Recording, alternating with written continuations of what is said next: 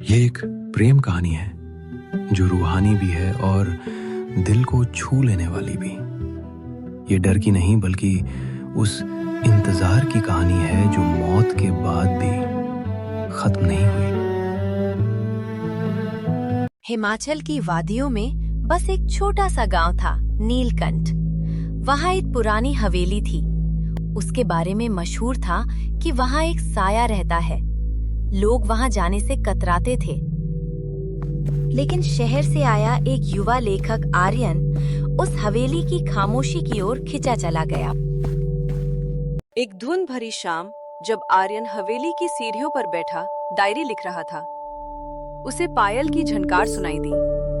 उसने मुड़कर देखा तो वहां एक बेहद खूबसूरत लड़की खड़ी थी। उसकी आंखों में एक अजीब सी गहराई थी, जैसे सदियों का दर्द सिमटा हो। आर्यन ने पूछा कि तुम्हारा नाम क्या है? उसने अपना नाम मीरा बताया। आर्यन को लगा वो गांव की ही कोई लड़की है। दोनों घंटों बातें करते रहे। मीरा की बातों में पुराने दौर की खुशबू थी, सादगी थी। आर्यन को धीरे धीरे उस अनजानी लड़की से गहरा लगाव हो गया। एक दिन आर्यन ने मीरा का हाथ पकड़ना चाहा, लेकिन उसका हाथ मीरा के शरीर के पार निकल गया। आर्यन सन्न रह गया। उसकी रूह कांप उठी। मीरा की आंखों से आंसू बह निकले।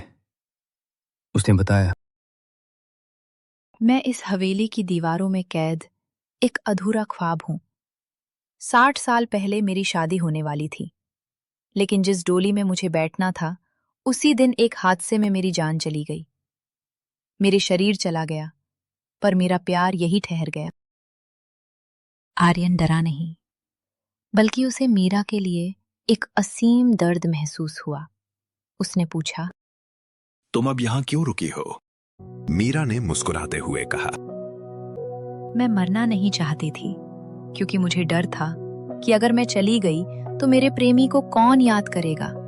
वो तो अब इस दुनिया में नहीं रहे, पर उनकी यादें इस हवेली के जर्रे जर्रे में हैं। बस एक बार किसी ऐसे इंसान से ये कहना चाहती थी कि प्रेम शरीर का मोहताज नहीं होता।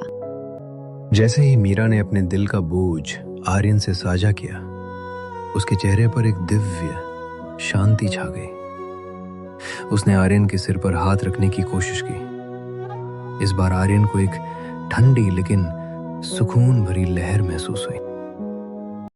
अगली सुबह जब सूरज की पहली किरण हवेली पर पड़ी, मीरा वहां नहीं थी। बस उस जगह पर एक पुराना सूखा हुआ गुलाब पड़ा था, जिसकी खुशबू आज भी ताजा थी। कुछ कहानी अधूरी होकर भी पूरी होती है, क्योंकि सच्चा प्रेम समय और मृत्यु की सीमाओं को पार कर जाता है। वो रूह बनकर भटकती रही बरसों। इस दहलीज पर कि कोई तो आए जो उसकी खामोशी को जुबान दे दे।